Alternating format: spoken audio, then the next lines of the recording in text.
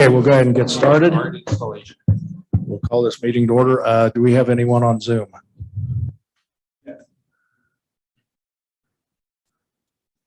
We do. Okay, could you list their names, please? We have Ann Esch and Eagle's Nest. Do we know who's the Eagle's Nest? I could get their names. I know who they are. I don't know their names off the top of my head, but I could figure it out. Okay, do we have any others? No. No? Okay. That will go ahead and if you'd all rise for Pledge of Allegiance.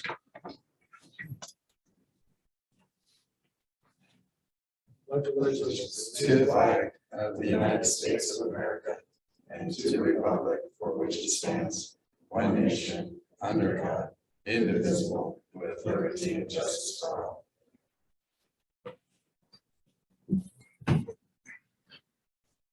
Okay, we'll move on to item number 2, additions, deletions, or corrections to the agenda. And I believe Nick has got an addition.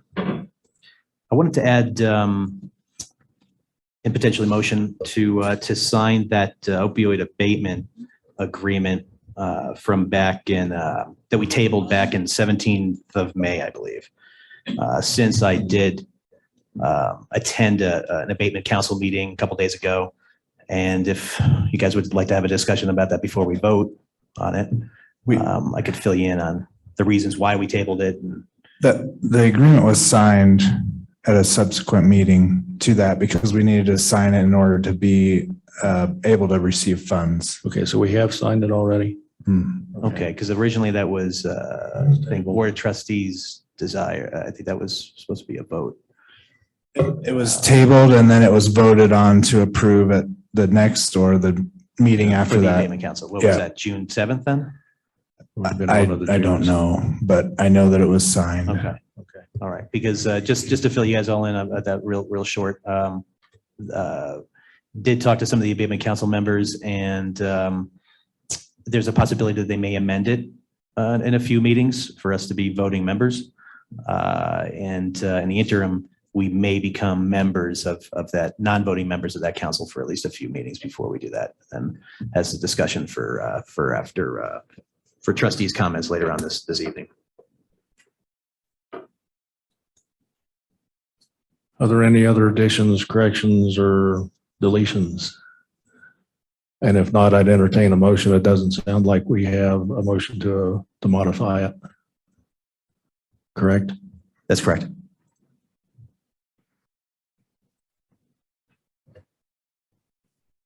I move that we accept the agenda as presented. I second that motion. It's been moved and seconded. We accept the agenda as presented. All in favor, say aye. Aye. Aye. Our next item is item number 3, persons present who are not on the agenda, and we give them 3 minutes per. Do we have anyone who's desiring to speak tonight? No one signed up. Anyone on Zoom wish to make public comment? We got one here. And then, yeah, catch the people on Zoom.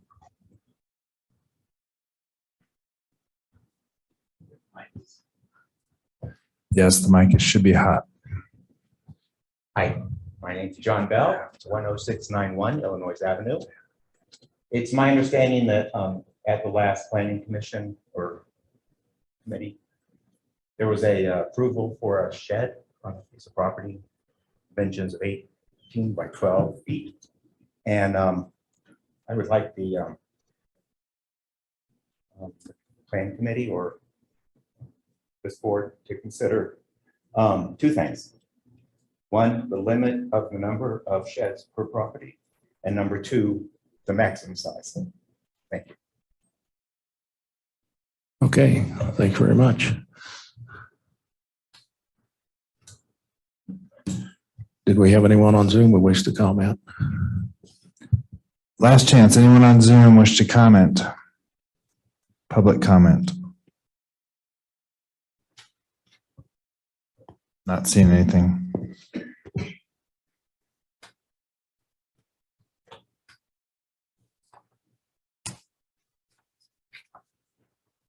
Okay, if we have no more persons, we'll go ahead and move on to item number 4, our consent agenda. So there are minutes, and if there's any corrections to those, we entertain those, and if not, we entertain a motion.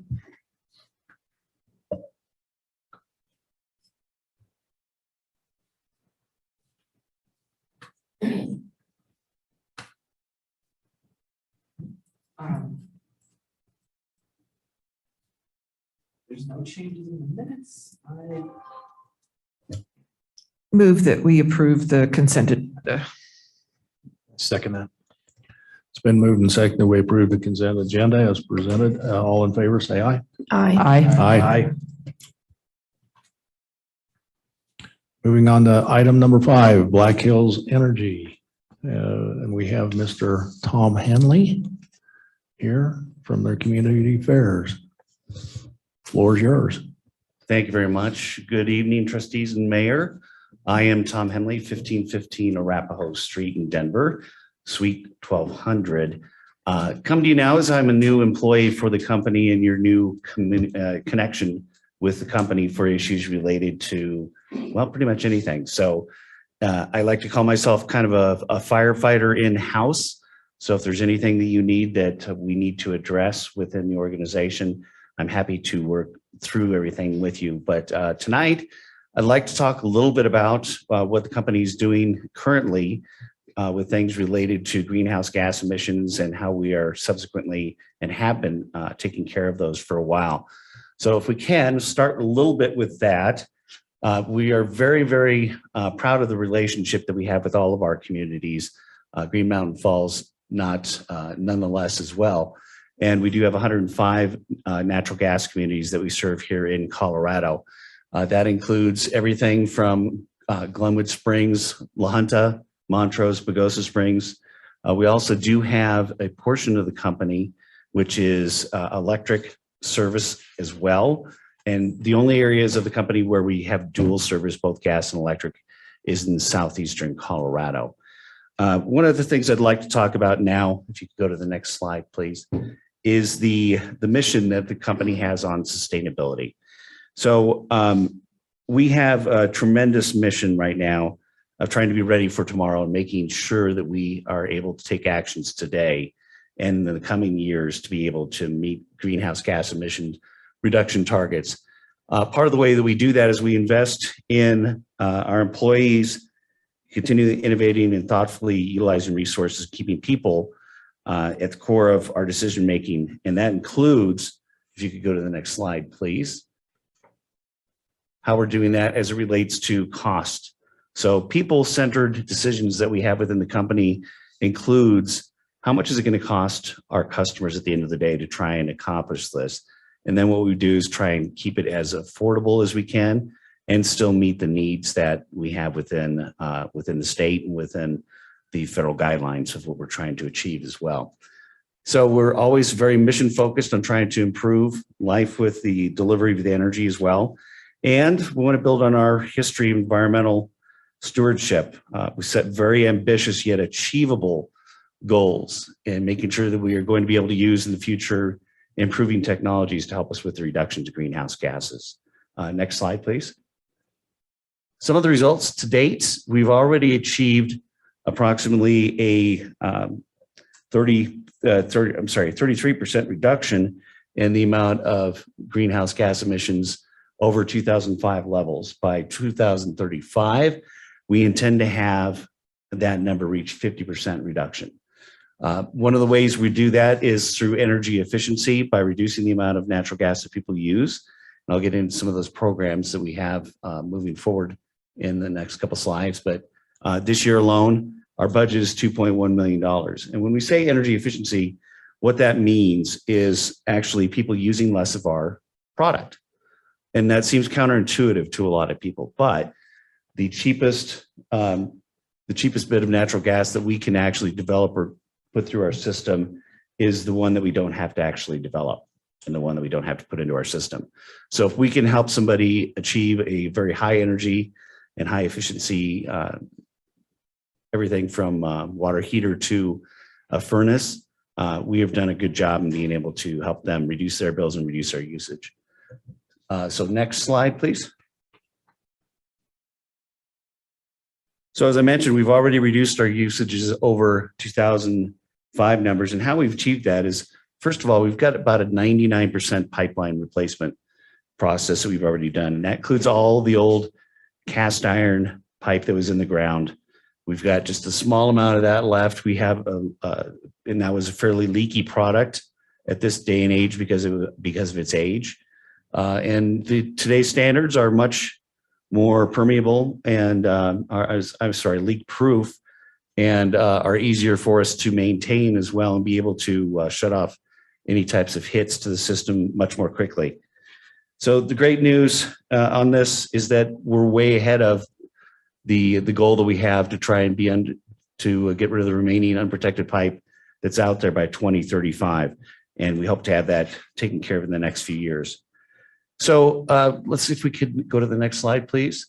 One of the ways that we're reducing our methane emissions and our emissions overall is we've joined the EPA Methane Challenge. And that is essentially where we will report the systematic and comprehensive actions to reduce methane emissions, and have voluntarily committed to the 3 best management practice replacements of the distribution mains, which are the ones that run up the streets, and replacing the service lines, which actually go to homes and businesses, as well as excavation damages, which is the bottom one as well, damage prevention. For those of you who are not familiar, 811 is the number that you call ahead of time prior to doing any digging in your yard or for any construction related project, whether it's a home or a business. We will come out and mark those lines free of charge because it's dangerous when you hit a natural gas line as well as an electric line or water and sewer line. Some of the other things that we're joined is the One Future Coalition, which is a way to voluntarily reduce methane emissions across the natural gas value chain entirely. So that's from oil wellhead all the way through the pipeline system to the business at the end of the day. And we also have, as we mentioned, the robust energy efficiency program within the company. And our program does consist of 4 different areas, both in the residential, commercial, income qualified, and then also school education. So being able to get out and talk to kids in classrooms and tell them how they can be more energy efficient. You may see kids that like to get into a tub or shower like my son used to and stay for 20 minutes and try to insist that that's not energy efficient. And he never did buy that. But so that's one of the ways we can do it. Also looking at new energy efficient emerging technologies. So for example, there's something that's called ZVAC, which is a technology that allows us to be able to actually vacuum out the natural gas when there's a hit in the lines. Typical old practice used to be just to vent the natural gas to the atmosphere. People would smell that, obviously. Or if it's a large pipeline, the high pressure pipeline, they would flare those and actually burn off the natural gas. By being able to suck the natural gas out of the system, it's much safer, reduces emissions, and we can put that back into the system if it's clean and good to go. So those are just some of the technologies that we're looking at. There's going to be more coming down the pipeline for sure. And one final program that I'll tell you about, if we go to the next slide, please, is that we are, this is about our sustainability report that we have overall for the company. We are also in 7 other states, and we have gas and electric service in those states as well. And this talks about everything that we've been doing to try and reduce our emissions throughout our entire system and all of our operation areas. And the GTI studies is something that talks about how when you start looking at pushing more electrification, the cost that can add up for the consumer and for the business owner as we work towards trying to make the system more efficient. Finally, one of the other products that we're working on that I have not mentioned yet is we recently filed with the Public Utilities Commission for a renewable natural gas product. Basically, the program itself allows somebody to buy carbon offsets for the amount of energy that they use from natural gas in their home, and just for a 25% reduction or 25% of the allotment of what you use it's only a $5 cost. Then some of those funds from the program also go back to invest in new renewable natural gas programs. So if you think about wastewater treatment plants, they produce a type of renewable natural gas, methane, or other output that can then be injected back into the system. And of course, we're also looking at hydrogen and how we can use that as a clean burning fuel throughout the system. So those are just a few things that we've got going on. Like I said, I just wanted to come and be able to introduce myself and let you know that my cell phone number's on there. So if there's any problems or you hear anything from customers, be happy to help. Yeah, we can just send on the question one. And I appreciate your time. Thank you very much. I do have a question. Are there programs we might be able to put on our website just to say, if some of our residents maybe want to upgrade their furnace from like the old 80% jobs to the maybe newer 90 or 95%ers? Yeah, sure. What I can do is I can get you a link to all the energy efficiency programs that we have. And if you'd like, I can get our energy efficiency expert, the one who runs all of our programs with Becky, and we can have a conversation about, what better ways we can get out and publicize for that. Yeah, because if there's programs for our residents that, might incentivize them to maybe replace these older furnaces, Absolutely. we might want to look into it. Yep. You bet. Anything else?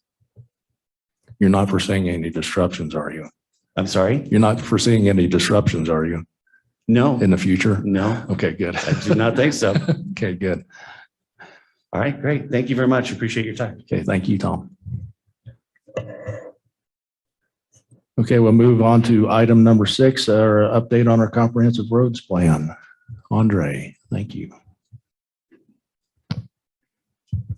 Hold on. Good evening, Mayor Dixon and trustees. I'm Andre Bracken. I'm with Wilson & Company. And I have to tell you, I'm pretty excited about this roads project here. It's a comprehensive plan for basically all the gravel roads in the town. And we've made some great progress here. And I'm not going to be doing the presentation, but I have two of my colleagues here from Wilson & Company, Ms. Brenna Allison and Brian Spano.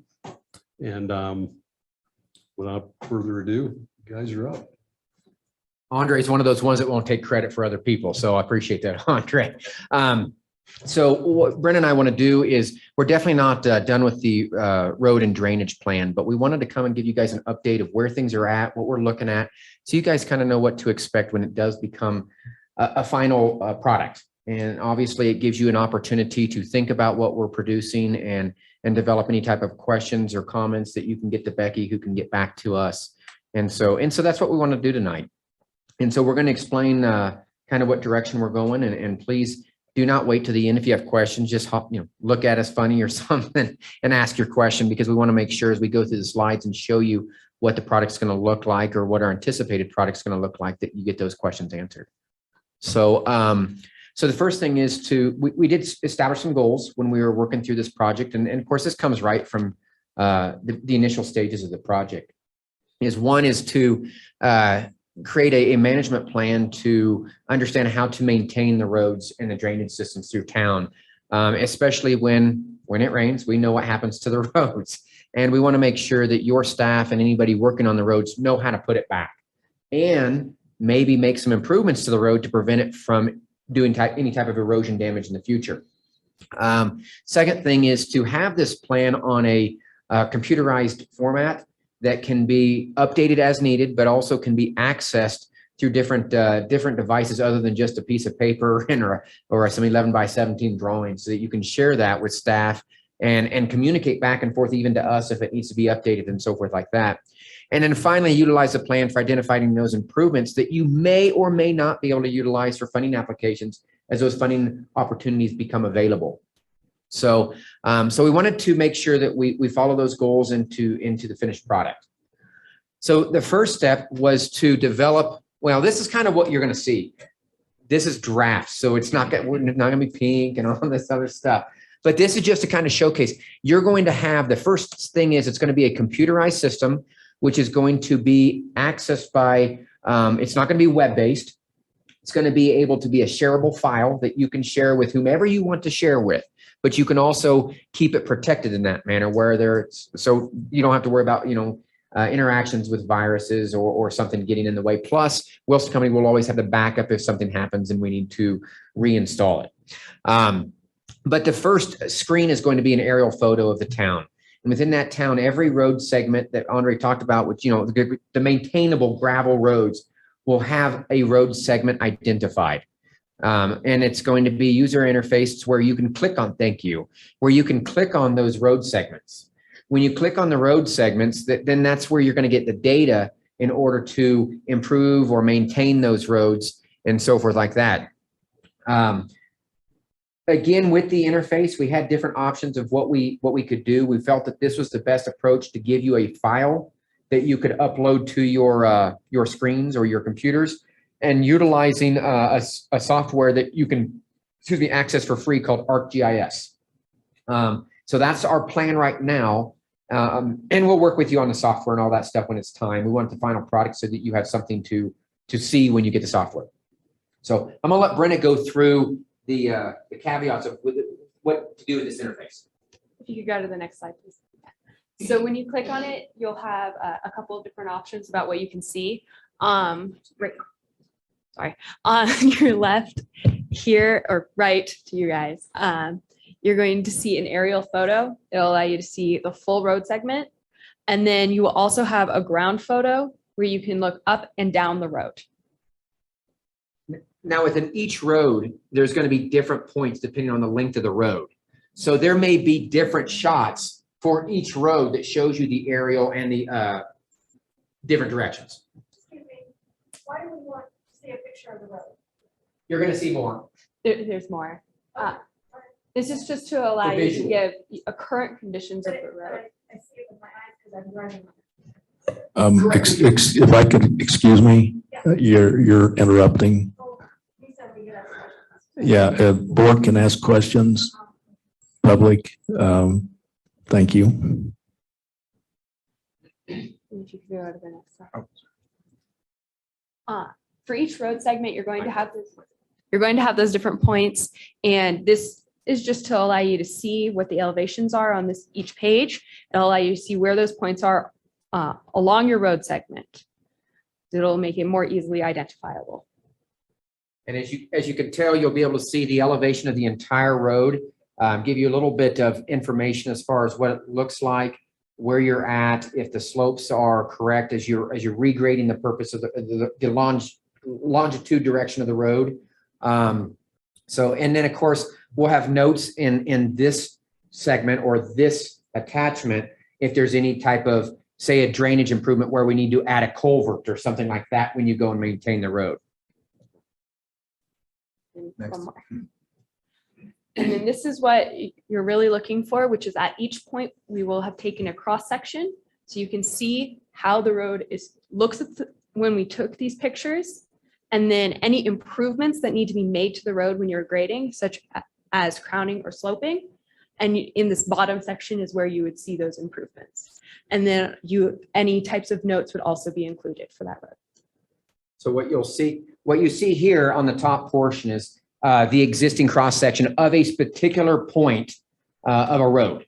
Okay, as you can tell, it's pretty flat and sloped. This road actually does not have drainage issues. But if it were to have issues, say for example, you have ruts down the middle of the road, or it's not sloped to one side, this is where we may show a crown and how much of a crown to put on a road. Or if we need to slope it to one side and throw a ditch, this is where we can show that.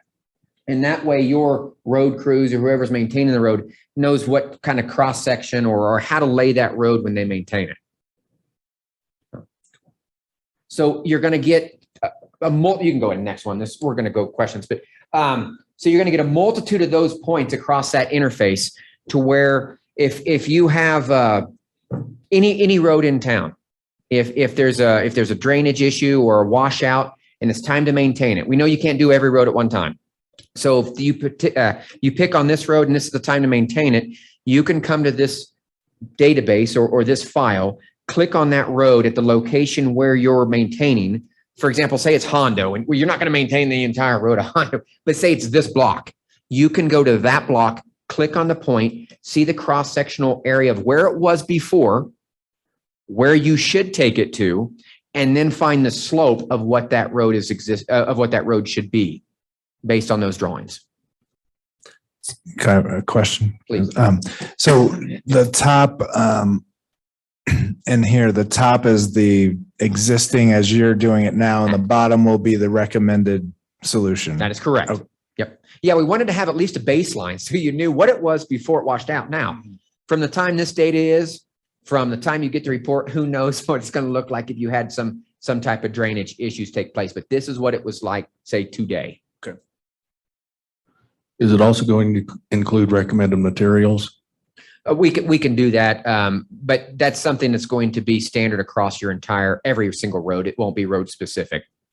So now we also understand that those materials are, excuse me, a financial strain. So your materials, you may be offered discounted materials from an entity or free materials, and you're probably going to utilize them. But there is a standard material that we could develop or provide, like a standard spec of what your materials should be if you gain access to those to come and put those on the roads.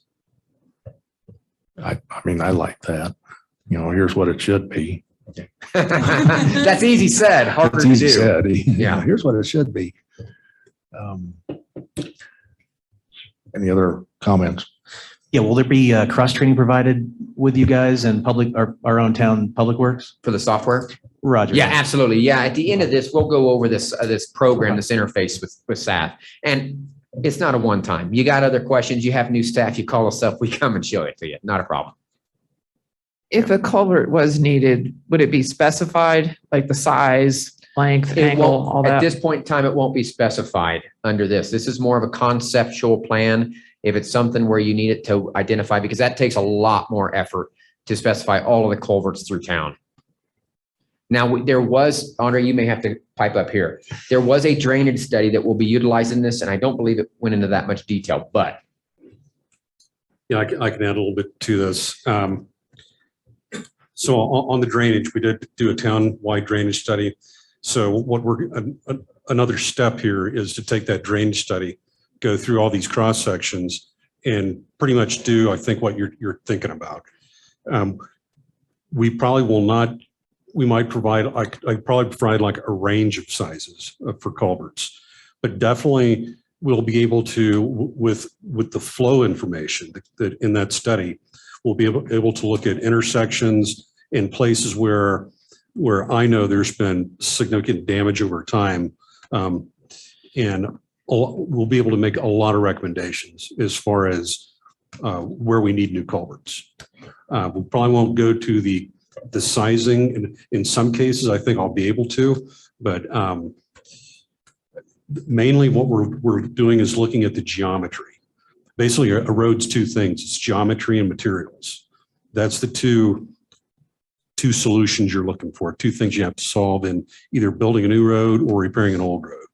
So we're basically repairing roads on a continual basis here. So what we had to do is provide a baseline survey and mapping to give us something to work with. And I heard the question, I think, related to why do we need pictures? Why do we need this base information? We need, in any civil engineering project, you've got to start with a survey and information that's on the ground, where you're going from. So that's what we've done so far.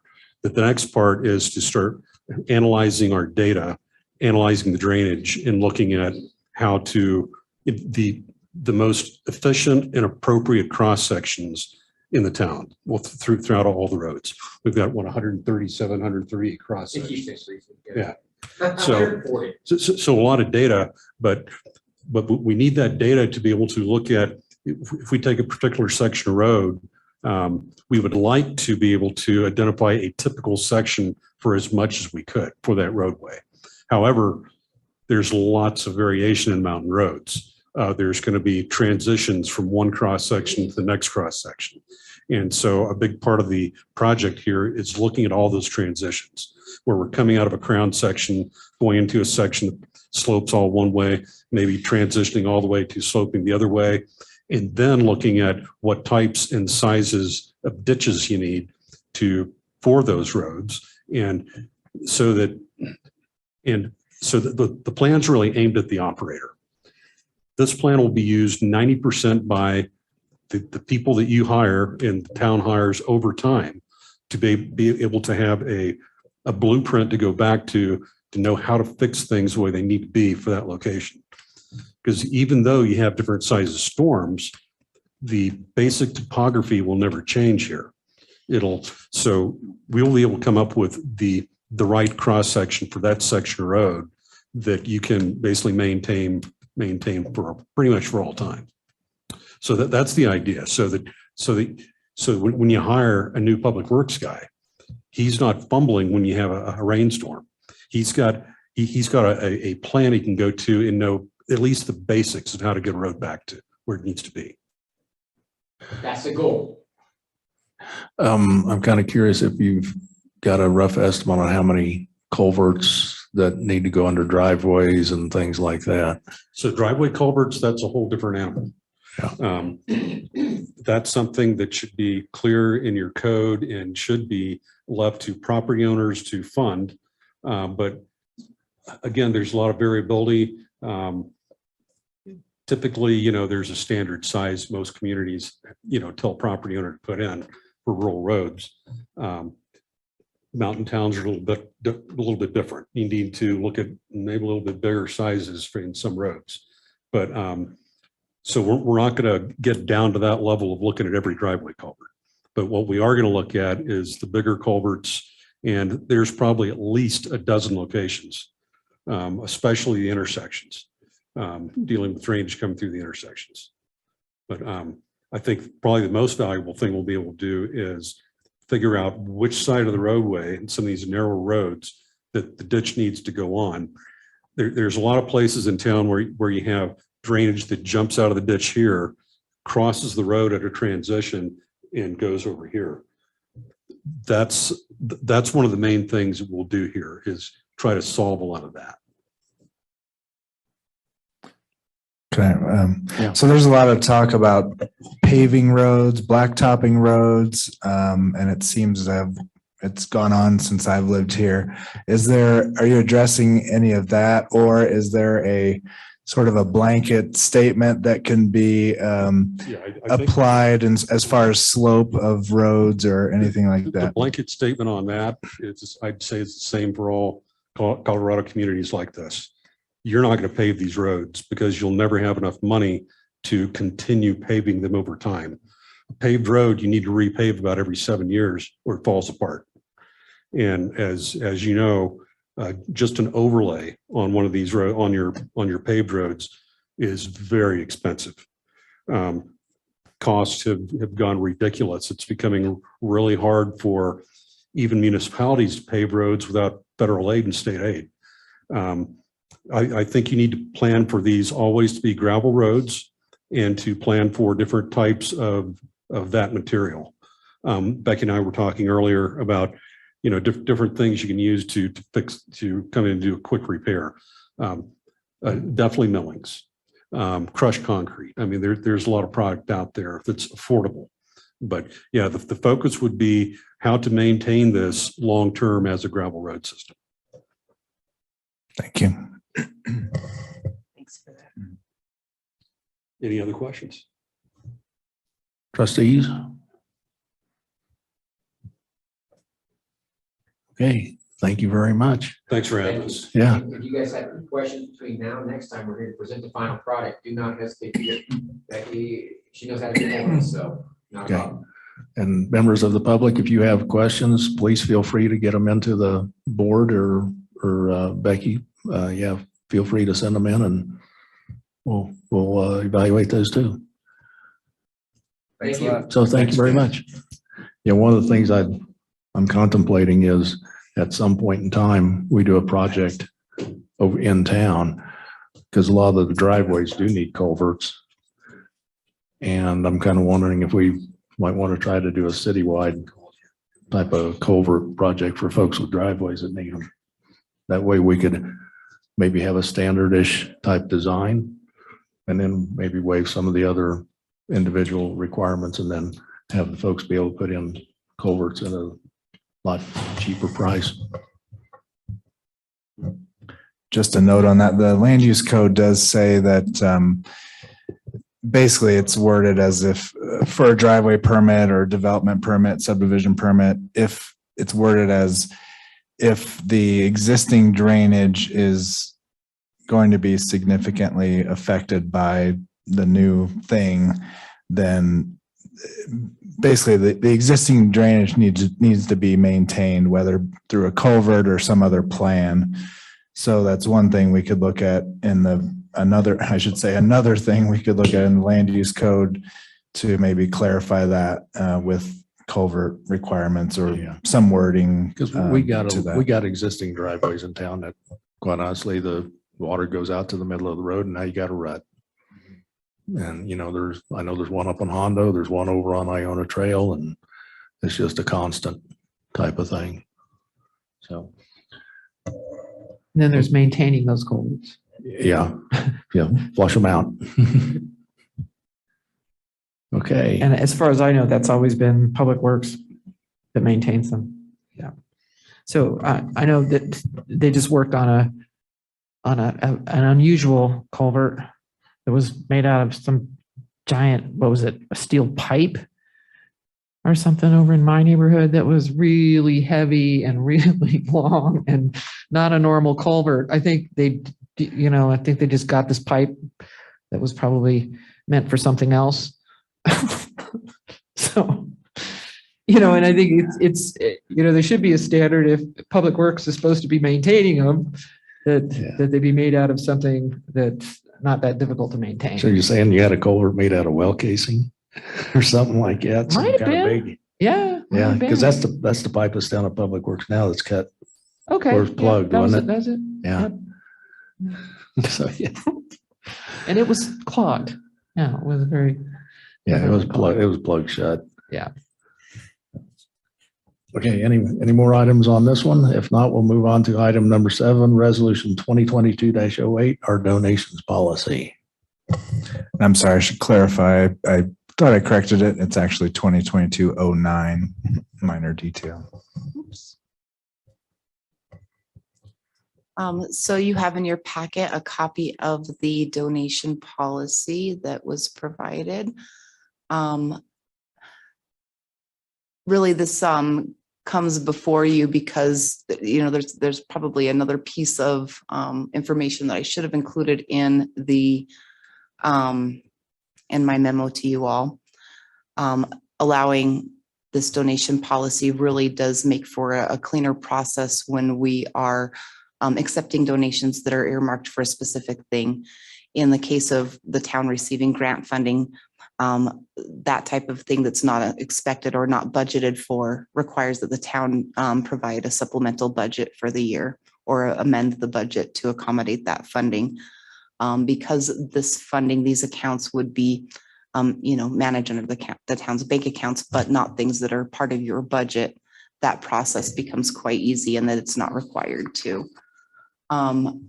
Have you all had a chance to review this, or do you need a moment to review it or discuss? I would, if you could scroll down, whatever. Okay, hang on there. Item number 3C.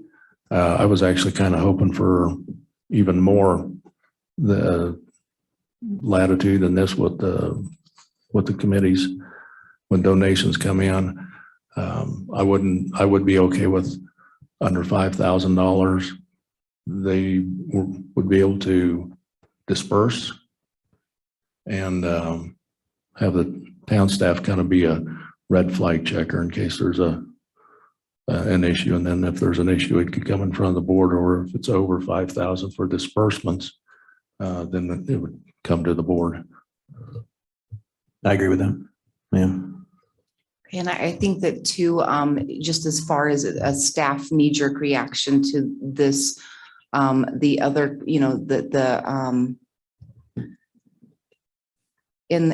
up a little bit higher, I think in it, there was a component of it that directs staff to create a policy.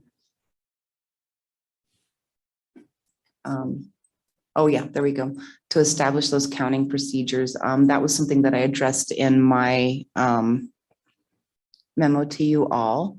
It would be my recommendation that in order to, as part of that accounting procedure that we establish, have it be to where the committees are demonstrating that the committee as a whole has approved the use of those funds, so that we've got that documentation. And if they're able to do that by providing copies of their minutes demonstrating the committee vote to spend, for example, X amount of money on X amount of project, that we are able to then utilize that for documentations for our audit purposes. The other piece of it too, I do appreciate the opportunity to red flag anything that comes in and bring it before you if I have a red flag on it, not to convolute a process or anything like that, but just making sure that the projects are, within the scope of the town's needs. It's not going to end up having unintended consequences of, required town matches, those types of things that would be outside of our ability.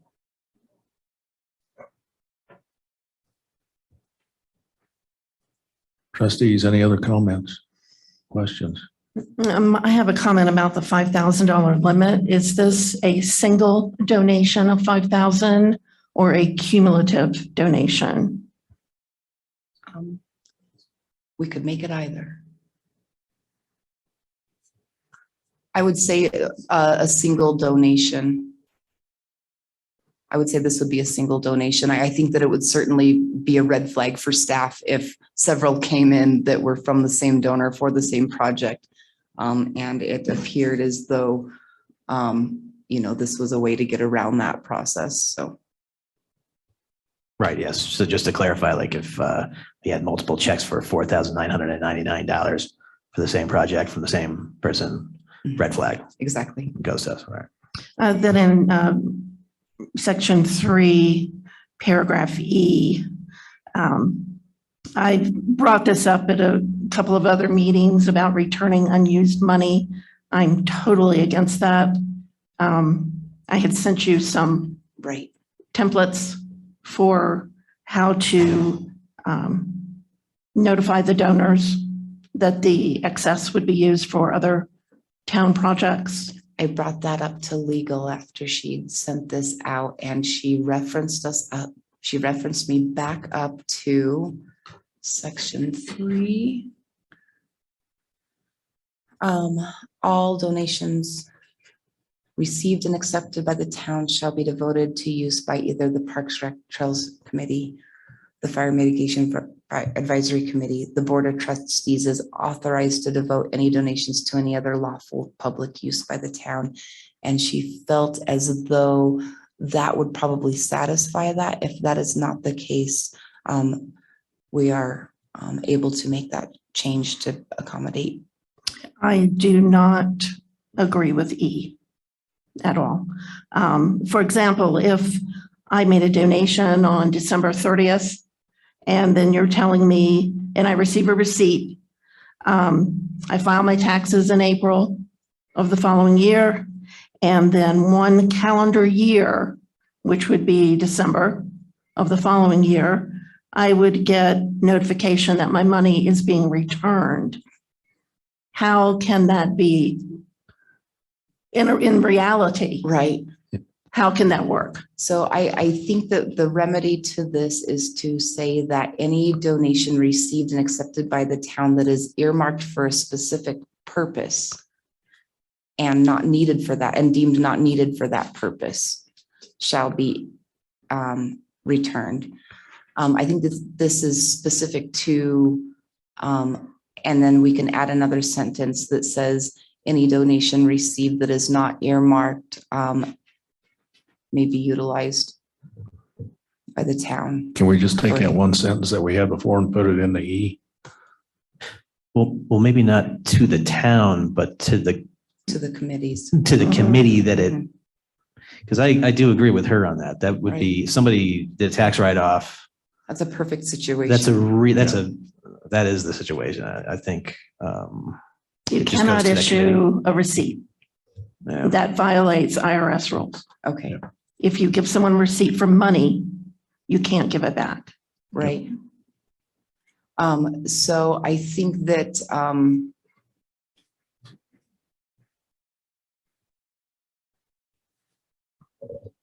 I didn't identify that it was, speaking to issuing a receipt. I think that it was saying, that is not by of such receipt. So receipt of the money, not actually providing them with a receipt, shall be returned. So, how does this need to read to satisfy?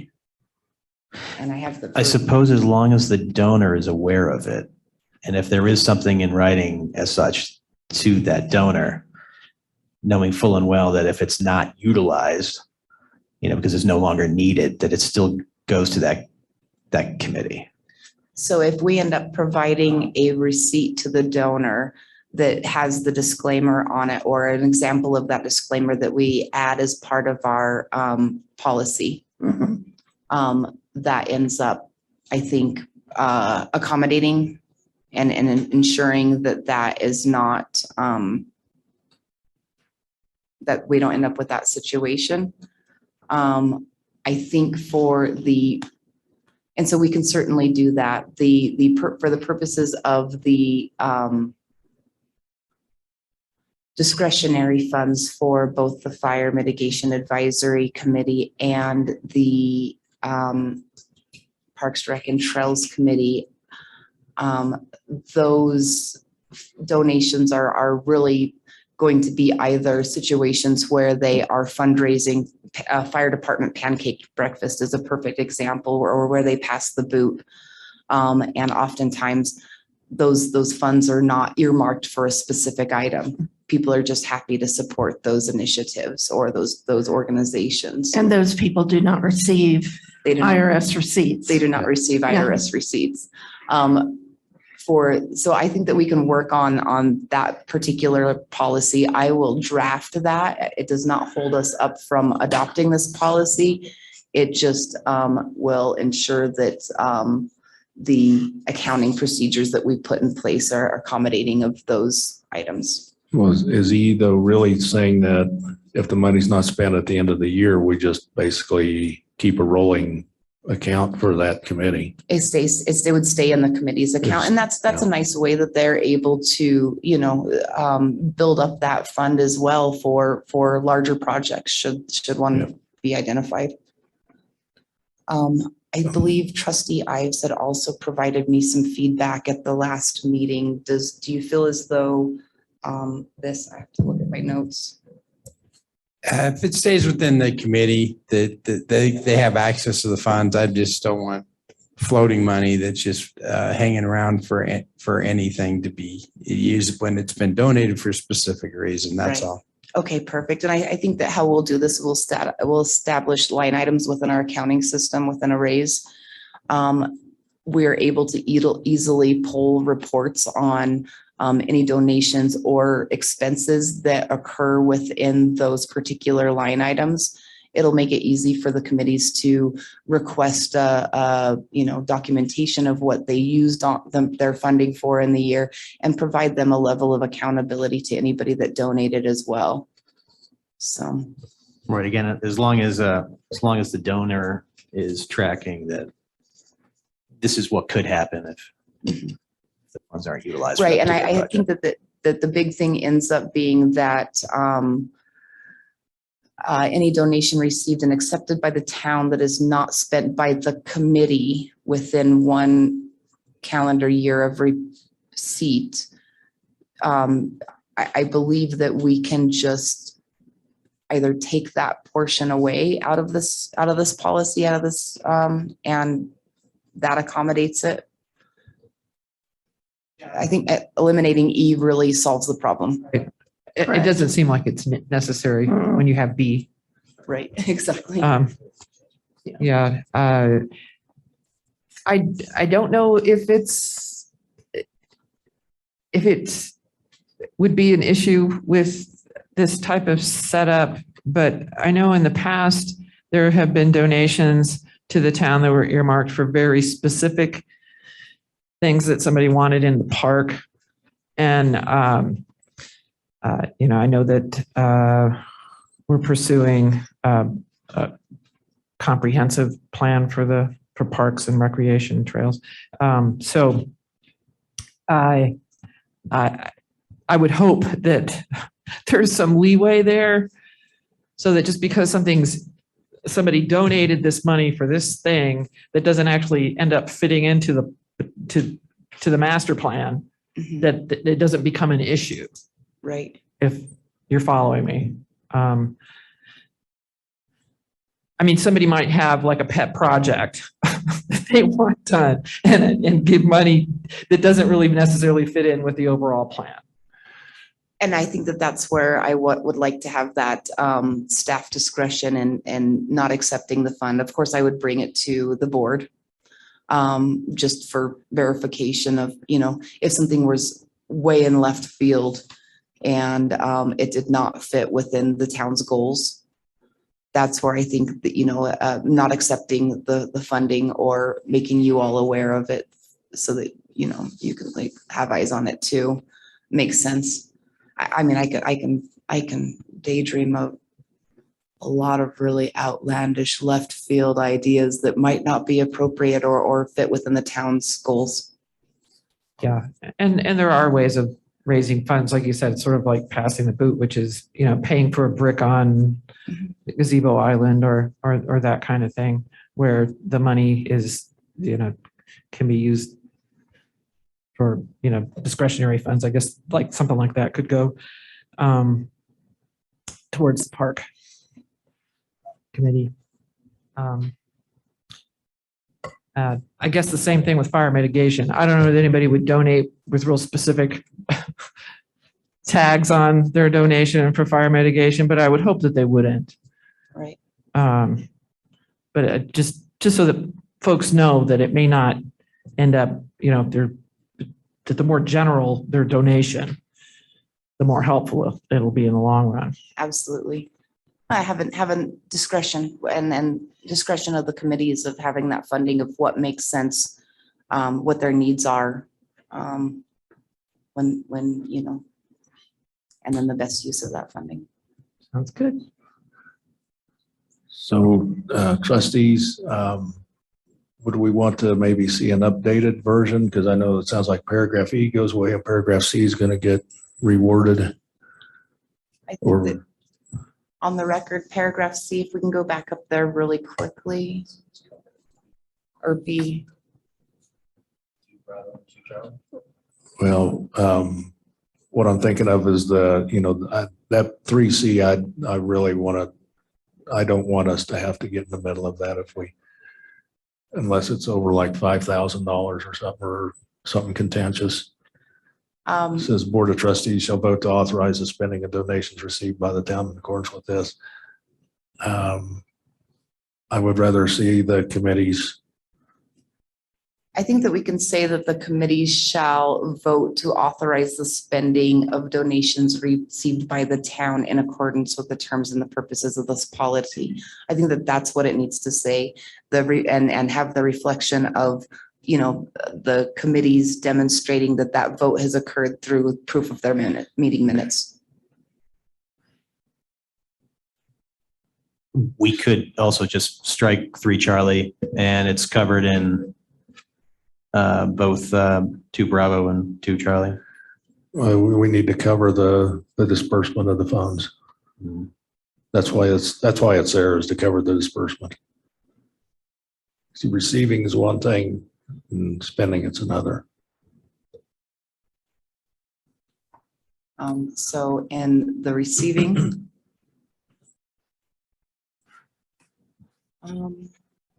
So 3 Charlie would just reiterate Bravo and Charlie of two, the acceptance of donations.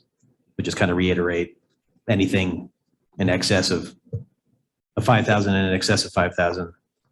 Board of Trustees shall vote on the spending of the donations. Is that correct? I just picked 5,000 because it was up under Yeah. section 2. So 5,000 and or excess of 5,000. Yeah. For Charlie. 3C. For Yeah. under 3C. Oh, so keeping 3C, the Board of Trustees shall authorize the spending of donations received by the town in excess of 5,000. 5,000 or in excess of 5,000. Okay. Yeah. In excess of 5,000. Well, I think it's 5,000 or more. That's in acceptance of donations, number 2C. To where there's just consistency between Yeah. 2C and 3C. Yes. Yeah. So monetary donations. But outside of that, it would be the committees. Yeah. Would that be implied or does it need to be specifically stated? I think that you may pass you can move to vote on the resolution with the changes recorded, and then I would specifically state them so that when Nate's listening to the minutes, and I can make sure to update that policy. I will go ahead then, once it's done, to ensure that I've captured all of your recommendations or your changes in this. Okay. I'll get it out to you as well. So 3C will also have less than 5,000 committees. More than 5,000 board. Yes, yeah. But finalized by management. Is that correct? Just Well, in case there's there's red flags. It 'cause you goes gotta through consider- the staff to Right. highlight any red flags. Right. Okay. Too easy. And then striking of 3E. 3E. Right.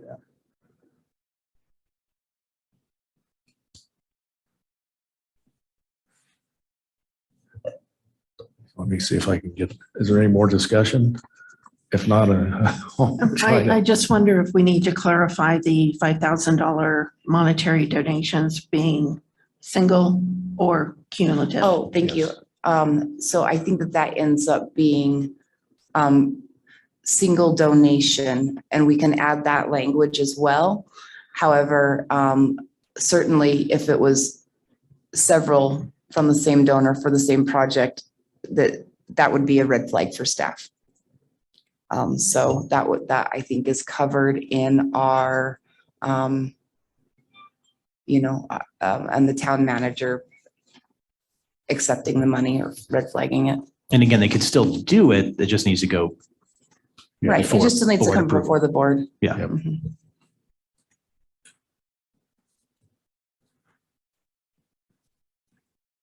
Could we scroll to the resolution?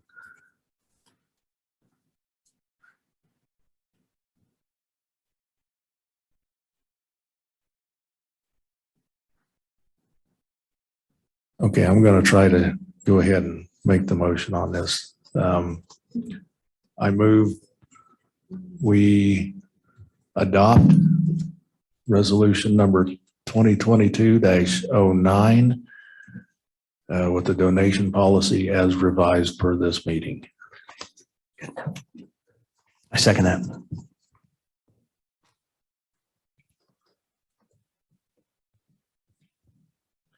Been moved and seconded. Do we adopt resolution number 2022-09 with the donation policy as revised for this meeting? All in favor, say aye. Aye. Aye. Aye. Aye. Okay. Moving on to item number 8. It'd be 8A. We'll go with the trustee reports, and I'll start this direction this time. Catherine? Well, a couple things.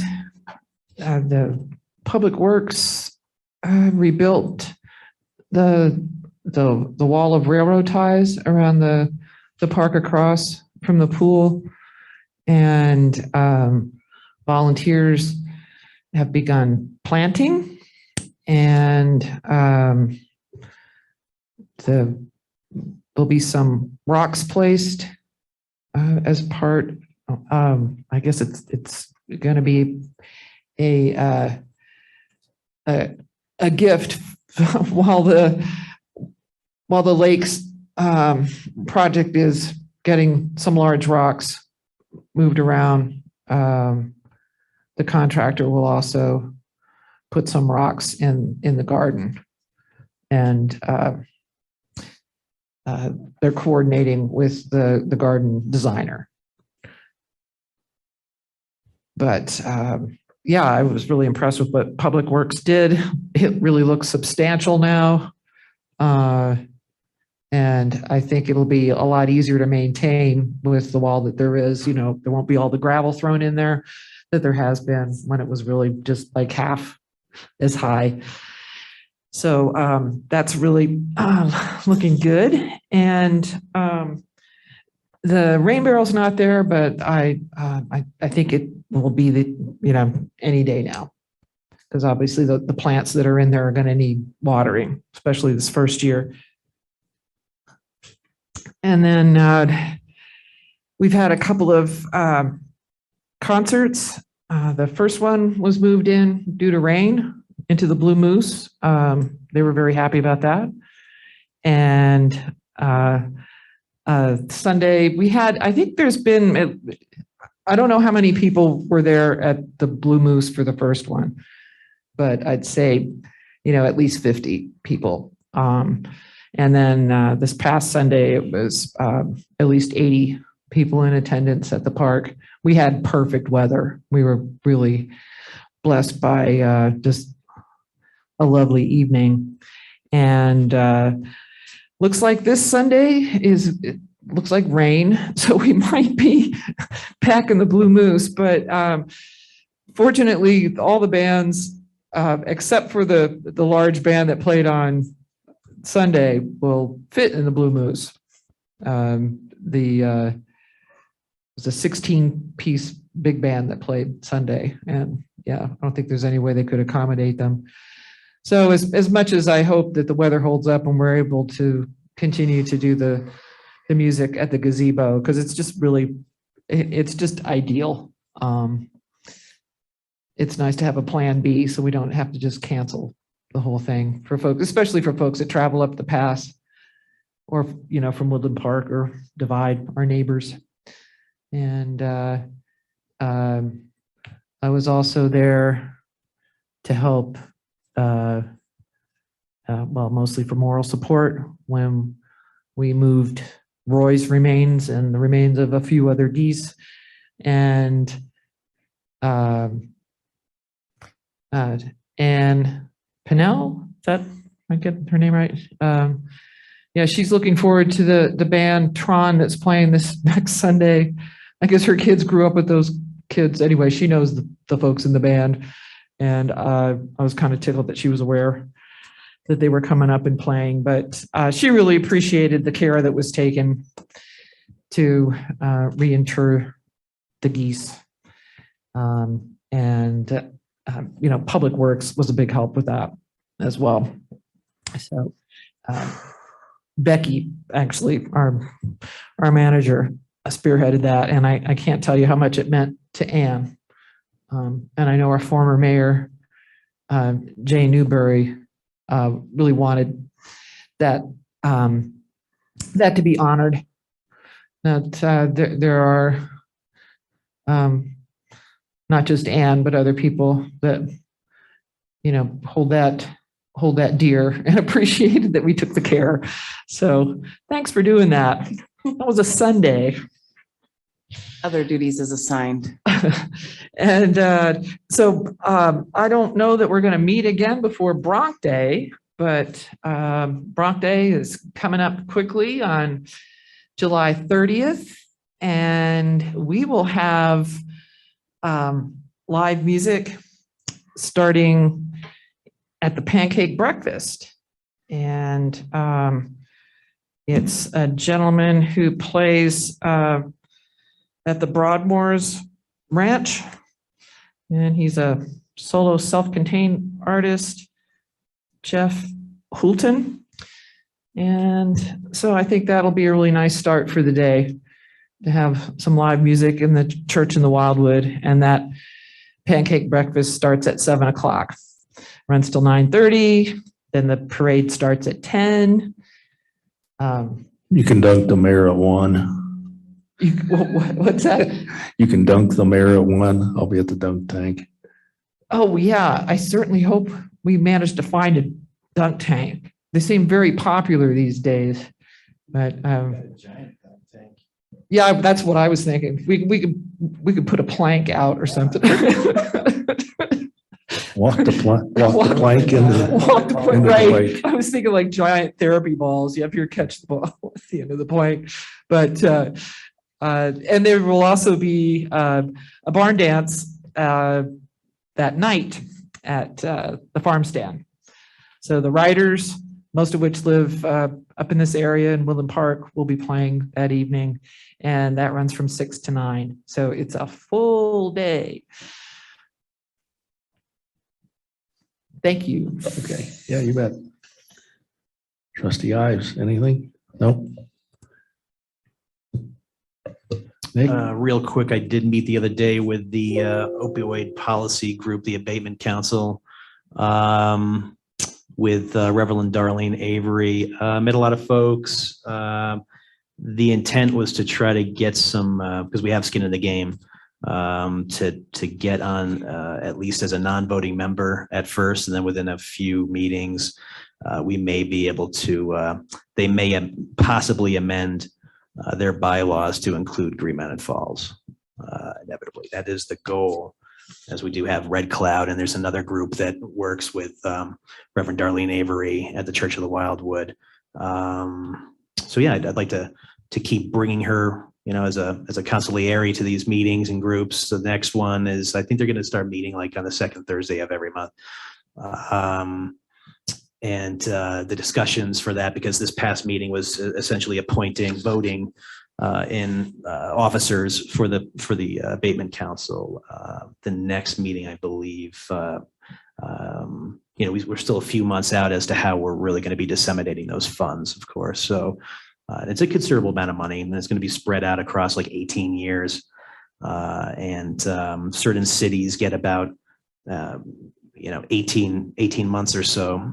There's a few cities that are able to actually vote, and some members on that abatement council. So that's the goal, to try to get a voice at least, starting off as a non-voting member and then possibly as a voting member. Of course, they'll have to amend those bylaws, but at some point, probably going to want to designate somebody specifically for, you know, as a member of Green Mountain Falls to vote in our stead, you know, and that's something either the board or I believe the mayor in other cities is able to do.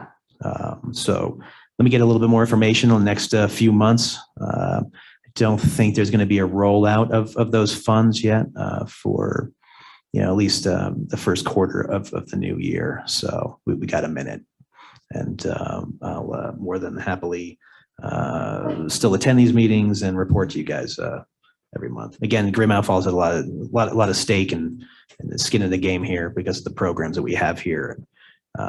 Given that it's such a small town, and we have 2 programs for this very thing. Let's see what we can do. That's it.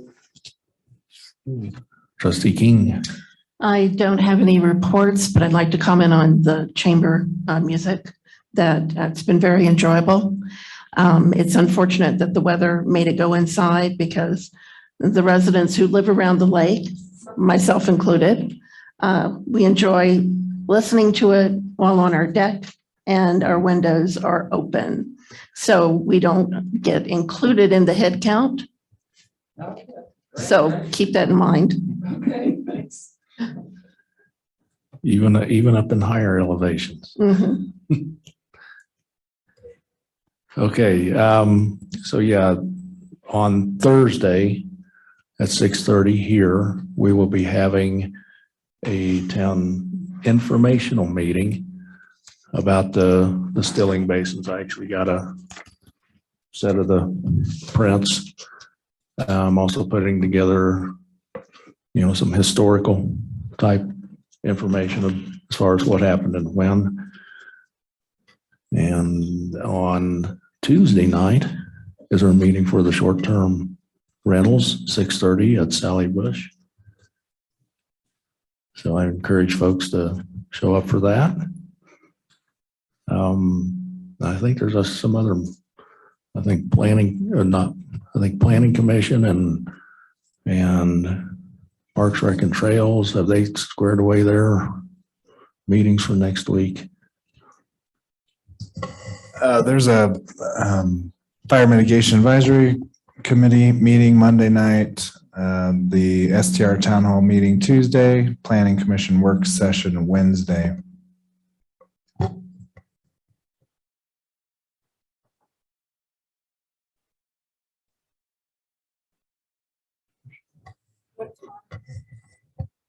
Is that on Thursday?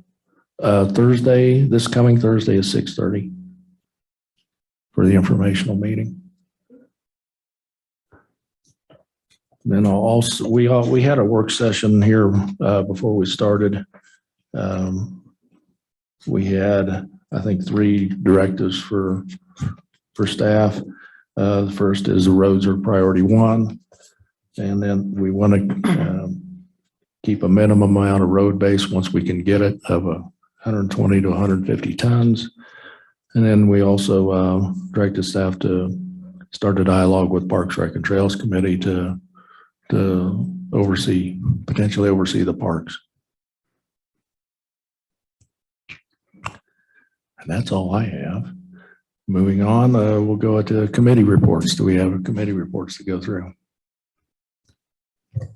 There's several or quite a bit of information submitted by Jesse Stroop, the PRTAC chair. So I don't know if you had a chance to look at that. I'm not totally familiar with all the goings on, but his report is included here. Had a Friends of Ute Pass Trails work report with a list of actual things that were fixed or built.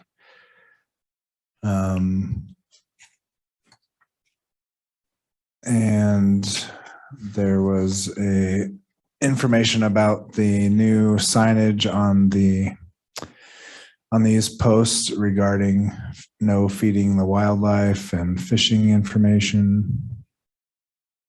Hiker 5 sign on the Welcome Center and the other trailheads as listed.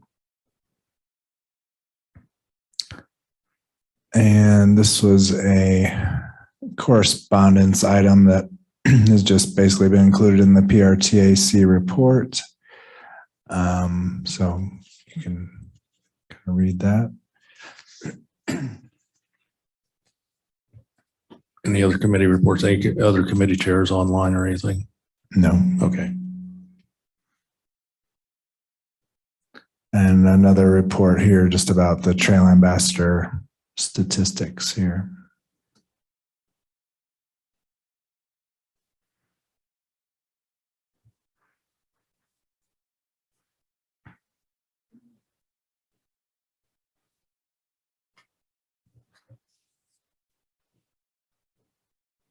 Okay, if there's no other committee reports, we'll move on to staff reports. Would our marshal like to begin?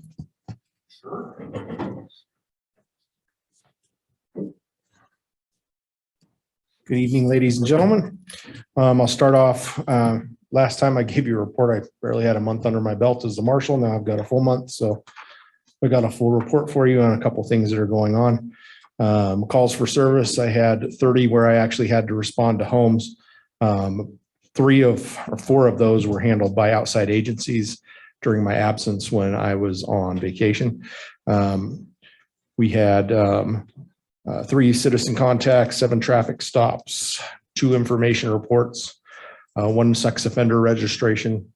We at the marshal's office don't handle sex offender registrations. The El Paso County Sheriff's Office does, but that pops up in our report because they handle it for us.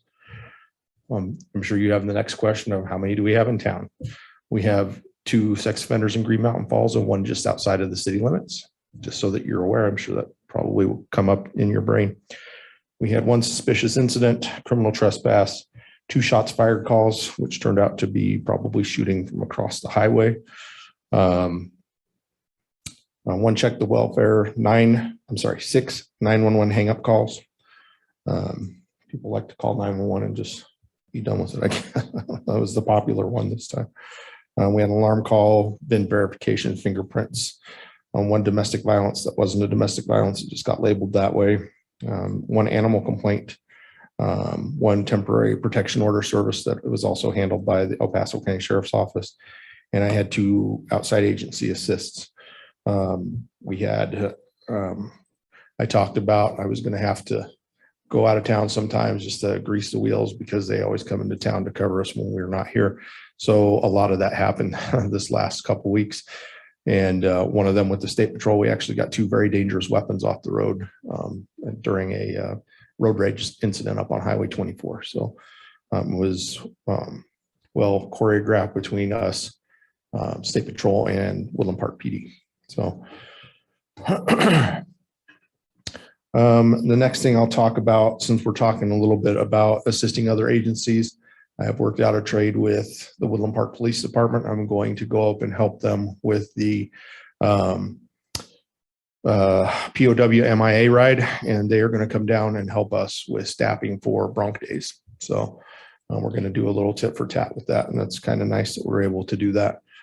We had talked, Becky and I, about how are we going to pay these people when we have to have them come in. And when I talked to the chief, he's like, "Nope, we don't do that. We're going to borrow each other." And so, like, perfect. No money's changing hands, and it works out very well for everybody. So the next thing that's going to be coming up, that's coming around the corner in under a year now, is body worn cameras that are going to have to be purchased by the marshal's office.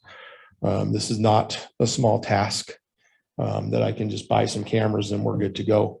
We have to look at infrastructure and how we're going to store things and put stuff into clouds and this, that, and the other thing. And so I would wonder if I could have 2 of you to be on the body worn camera committee with myself and Becky. So if there are 2 of you that wouldn't mind volunteering, I would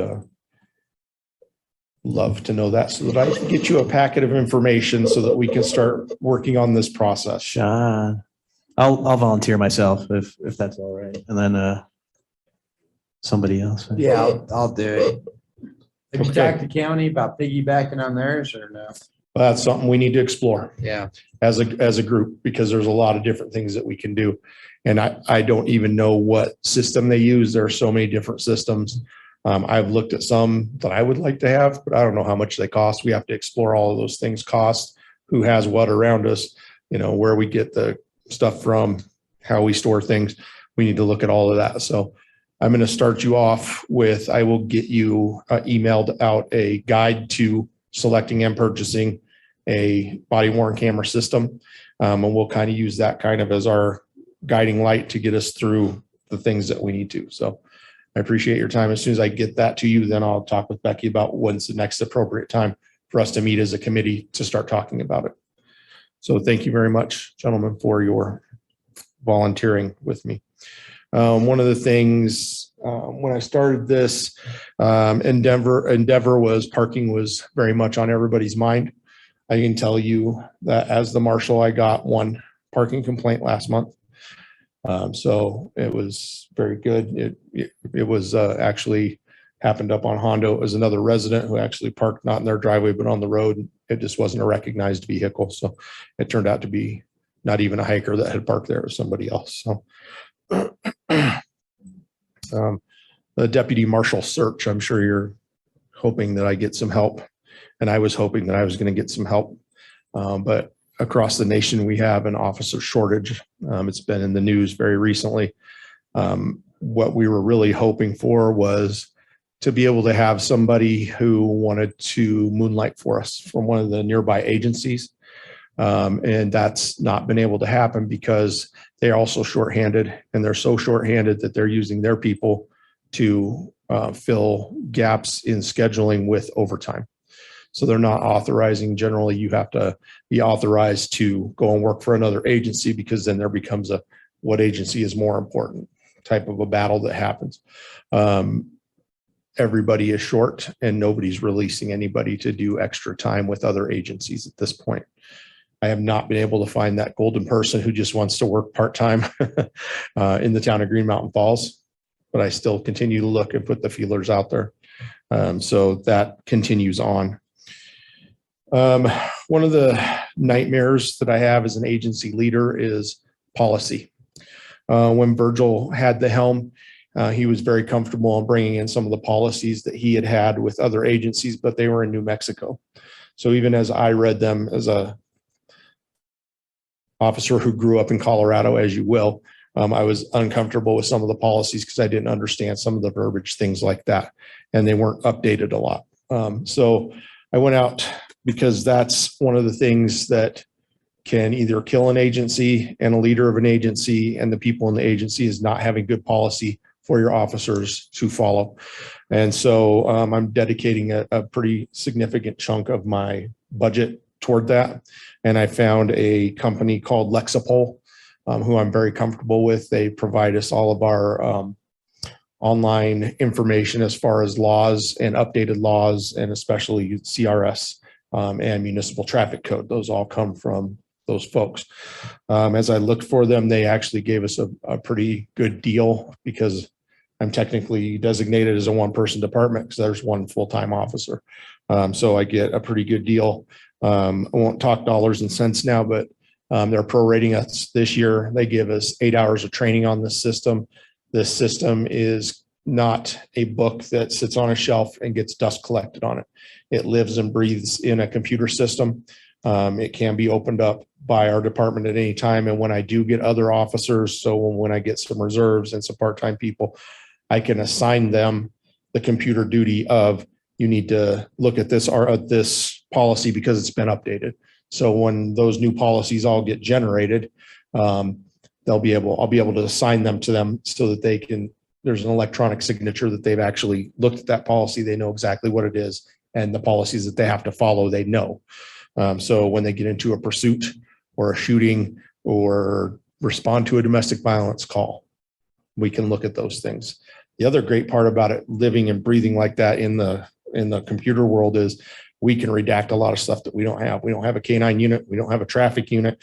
We don't have some of the other things, like we don't have a tactical team and all of these other things. So we can take a significant portion out. So it's very versatile in that. Also, part of the price for paying for that is every year when we have the 30 law changes that come through, like we have to have body worn cameras, or we can't use chokeholds anymore, or the things that happen legislatively, those get put into those policies. They're presented through the system from that administration, and then I can approve or say we need to change this verbiage because our town policy is this type of a thing. So it's very flexible. So I've started gaining back some of my sleep now that that's starting to come to fruition because the documents that we have are a little bit outdated, and I'm looking forward to getting something new. When we get them and I get them lined out, I will put them in front of you so that you as a group can approve what we're talking about. Okay. So it's not something I'm just going to take, go and run with. It goes through you guys. So just letting you know, it's going to be an easier process and it should be fairly seamless. We are purchasing, another nightmare that I have is in my career have been unlucky enough to have to perform CPR on 5 people on the side of the road. And during a lot of those times, I did not have an AED. So I am purchasing an AED for my patrol car. We're also going to be purchasing one at the same time for the pool because it needs to, things happen. When the pool's closed, we will take that AED and either have it over in town hall, or I might take it and use it for the part-time person's car, depending. But we are going to be looking at purchasing 2 AEDs, and they gave us AED.com gave us a pretty sweet deal on some AEDs, and we'll get those purchased here next week. community oriented policing work was one of the platforms that I was hired on. And so I'm going to tell you on some of the things I'm doing. I have attended a lot of the green box events and a lot of the other happenings that are in town. Just being present as a police officer, I think it's very important, not only for having that access to the community and having some of the great conversations I've had, not only with you guys, but just members of the public in general, who can tell me what's going wrong where and things that need to happen. And so it's been invaluable. So thank you guys for approving all those things. So I have all these opportunities to be out there and connect with the public. Stopping at the pool has been great. The pool being open, I've had some great conversations just walking in the pool to check on the lifeguard. And I have a conversation with somebody who's got their kids there and they want to talk about this, that, or the other thing. So it's been great. One of the things that I got out of some of those conversations is concerns about traffic on the main road. We are trying to figure out equipment to do what's called a traffic survey to see how much speeding we actually have. So it's like one of those radars that you see on the side of the road where it flashes when you're going too fast.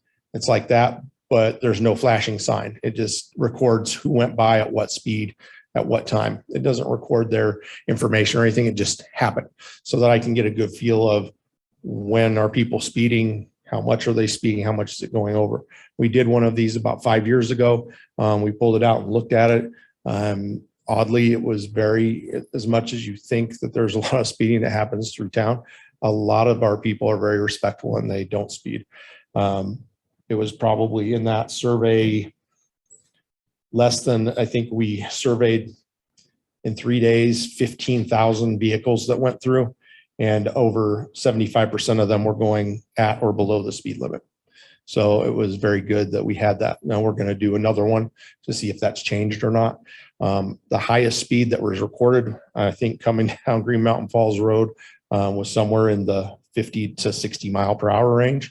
But that could very well have been an officer responding to something or a fire truck going through for whatever reason, still a little bit excessive and fast, but we don't know. So most of the other vehicles were only, like I think the other 20% in there were only doing 5 to 10 miles per hour over the speed limit, and everybody else was in that kind of a little bit over that. It wasn't horrible, but there was that one car that went whipping through. So we're going to be looking at finding that equipment. I think we use it for Manitou, but as I've talked to the Manitou people, they're like, not sure because we don't have equipment like that. So I'm not sure where we got that equipment, but I'll check with El Paso County next. So last thing was, but we did talk about parking. I've been really driving the trailheads to make sure that nobody's parking up there and trying to be a visual presence in that community oriented policing aspect. That was a lot. Thank you. Excellent. Thank you. On the deputy, are we going to have to consider going full-time to entice someone? Certainly something we can examine when we're going through budget next year or for next year. You know, that one, as well as, you know, we are still accepting applications for the planner position. I feel as though probably priority, as much as I know how important it is to have somebody for backup for our marshal, we do have mutual aid resources available to us. So I feel like our critical need right now is really within that planning department, but certainly something that we can evaluate with you for your consideration at budget sessions for next year. Okay. Trustees, anything? Question about the equipment that was needed in your vehicle, in particular, computer equipment, things that you could utilize that. Yes, I haven't tackled that yet. I would love to have a computer aided dispatch in the vehicle, but I haven't decided to go down that road yet. I want to try and get some of these other things that are a little bit higher priority solidified before I go down that road. I'm in a spot where when I get dispatched, and I really haven't gone down that road because El Paso County right now knows that I don't have that equipment. And so they dispatch me a certain way. And at this point, until I feel like we have the right funding and we can do it properly, that I won't go down that road until I feel like we're a little bit more solid. The camera thing kind of scares me a little. I think it's going to take a chunk of money to get that done. Am I to understand that we have for El Paso County Sheriff's Department, what is it, vehicle 8 and 11? Were those the two vehicles that we used to have parked over at, or still do? So we had those two vehicles, the 2003 Ford Explorers. They were from not El Paso, but from Manitou Springs. We got them from. Okay. The ones that are over there. Yep. The ones that are over in Joyland. Now, Oh, no, the ones that are parked in my parking lot are the ones that we got from the other El Paso County vehicles that you see are, they call them in county deputies. They bring their vehicle, they park actually up at the fire department now. They're not down at Joyland anymore, but they are actually active El Paso County deputies. right. That's what I was talking, that's what I was referring to. So, Yes. so those are two shifts, two 12-hour shifts or so for those two deputies? Or Yes. are we utilizing them at all, like in this town? The deputies take those vehicles to wherever they're assigned. So a deputy could be assigned to, there are 8 districts within there. They could be assigned one day to District 1, which is way up north. They could be assigned the next time to District 5, which is down kind of by Security Wide. Okay, so not assets that are being utilized. No, as absolutely immediate not. area. We cannot Okay. use their vehicles, unfortunately. I meant the staff, the personnel to cover down for the lack of a deputy. What happens when I am out of town, the way that things are covered is that people will call into dispatch, and I have informed them that I'm not available because I'm out of town or for whatever reason. They will dispatch a deputy, generally the 8 car. And if they know that I'm going to be gone, they will put another person on in District 8, which is the district that we are in, while I'm gone. And they will respond to level 1, 2, and 3 calls. I won't get into what that means. 4 and 5 are lower priority calls, and those hold until I get back. So there's a bear in my trash can type of calls versus I've got somebody trying to break into my house, which would be a level 1 call. They'll answer the levels 1, 2, and 3 calls immediately. The others will hold until I get back. So I hope I answered your question. Okay. Anything else? Thank you. Thank you for your time. Okay.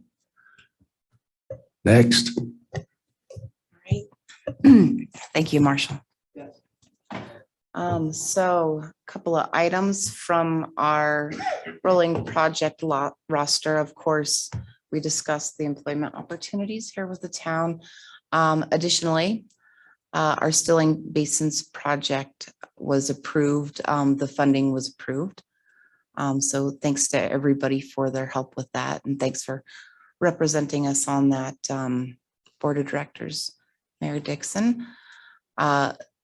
We will receive a loan of up to $250,000. That's not that we're borrowing that amount of money. It's to cover cash flow while we pursue reimbursements from Colorado Springs Utilities. We did some calculations today, and it looks as though of that project funding, there's up to $157,000 of expenses that CSU agreed was their portion of the project to do those water lowerings and other infrastructure projects associated with their systems. Our actual borrowing from ourselves and our future selves in 2023 will be approximately $87,000. So that debt will be repaid. And with our comprehensive roads plan, we'll look at ways, of course, those additional funding mechanisms to where in the future, the town is able to utilize PPRTA funding as match grant money to be able to do, to expedite projects and continue to do those improvements. That project, the Stilling Basins, did mobilize yesterday. They are beginning to get things going, and we do anticipate that there's going to be some impacts to that space that's down there, the Memorial Park area. That's really the intent of Thursday's meeting, is to find out from the public, the community, and we welcome suggestions on how to redevelop that space after this project is done. particularly while we have the heavy equipment available. There's some opportunities to at least get some dirt work done there. So welcome the community to come on Thursday, 6:30 p.m. here at Town Hall and provide some ideas for what they'd like to see happen in that future space. Additionally, we are looking at some cost projections of being able to bring the overlay up the road there to towards Illinois Avenue. The original project really goes up Park Avenue, just past Hotel Street.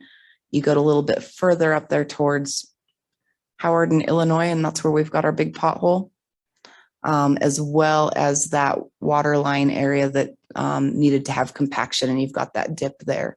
So we are looking at some cost estimates that while the asphalt equipment is out here, that we repair those two areas as well. So I'll be bringing that to you as a contract amendment once we have a cost estimate, if it ends up being cost feasible.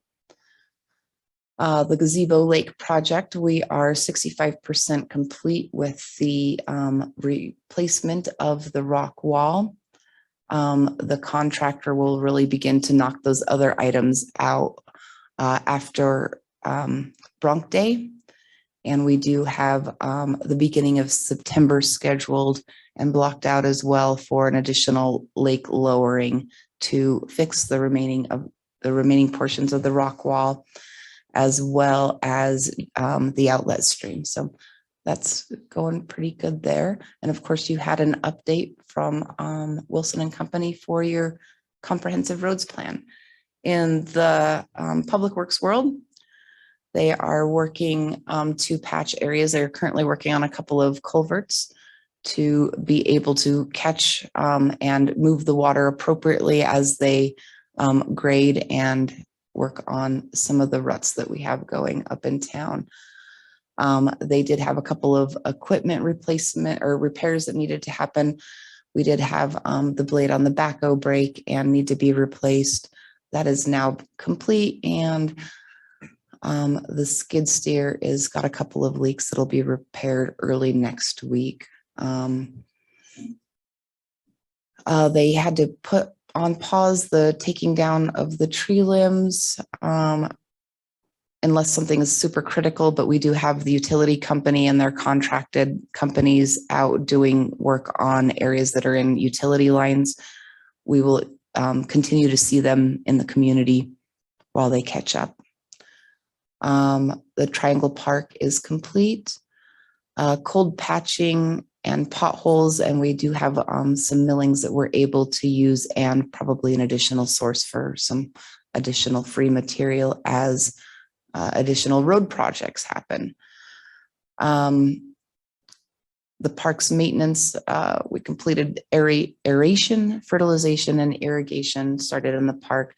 They're doing a weekly raking of goose droppings and some grounds maintenance. They are getting ready to prepare the spaces in the next week and a half, as we do have some big events coming up. We did receive the Human Bear Conflict Resolution Grant. Would like to thank the mayor again for his presence with the media on that one. Nicely done. We are waiting on a PO from CPW to be able to begin purchasing some of that equipment. I believe that the trash receptacles for the public spaces, trailheads, and parks is going to be pretty easy thing to accomplish. We will need to do a little bit of design work and get an RFP put together for the dumpster blind for the commercial area. So more to come on that, but we would like to thank the PRT for their willingness to help with that project as well. Pool Wi-Fi and the phone are live. Everything seems to be working pretty well there. We've got a great crew of lifeguards down there at the pool, and it seems like it's getting used. So once we got the initial repairs needed and the kinks worked out, it's really just the only other hiccups we've had have just been weather dependent. Oh, town cleanup day. That was great. I would like to really thank Waste Management for the donation of that dumpster. We were nearly able to fill it to the top, had people coming throughout the day, particularly in the morning. And I was worried at 9 a.m. when we had a line there that we weren't going to have enough room, but the guys were able to mash it down with the backhoe. And I think we got quite a good load of everything from, yard trimmings that were too small to go through a chipper to all sorts of things that just needed to go away. So that was wonderful. They did donate an additional dumpster so that we were able to have an additional cleanup day this fall. And my hope for that particular dumpster is that it may be able to support fire mitigation efforts that occur. Would love to get, pine needles and pine cones from everybody's gutters. Also have been in contact with the chief at the fire department. He is working with the Fire Mitigation Advisory Committee he needs to get to one of the meetings. He missed the last one, but I believe he plans on coming to the next one to look at putting together a crew to support the use of the county's chipper and utilization of that resource. I'll have an update for you shortly on that one, and we can help to advertise when that day or couple of days is scheduled. Did I make it to the bottom yet? Awesome. Wonderful. Any questions for me on any of those items? Yeah, I'm thinking Thursday is probably just going to be more informational for us. And then if people want to help in the re-envisioning, that's Park Rec and Trails is going to be doing quite a bit of work on that. So they may have a separate meeting where they may actually have some potentially artist renditions and whatnot to start from. We do have the landscape architect there who's able to produce some renderings. Those concept ideas and being able to put something together visually, I think really does, at least as a preliminary option, allows for everybody to, brainstorm what could happen and give the town some ideas for some potential options. Yeah, so I'm envisioning Thursday just being more informational and getting my ear chewed on.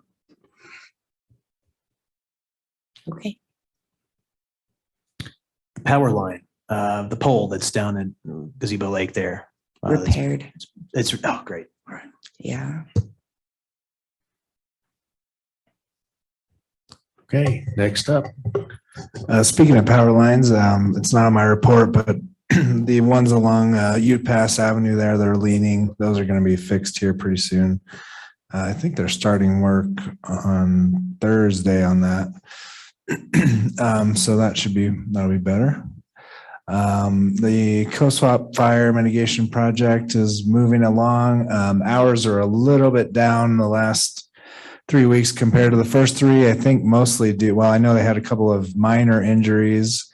They had a couple of COVID flare-ups, or one COVID flare-up, I should say, probably. And then with the weather, they have pretty strict lightning protocols. So they don't hesitate to get off the mountain if lightning's in the area. So, but there's just some stats, and basically they update the stats every 3 weeks for me.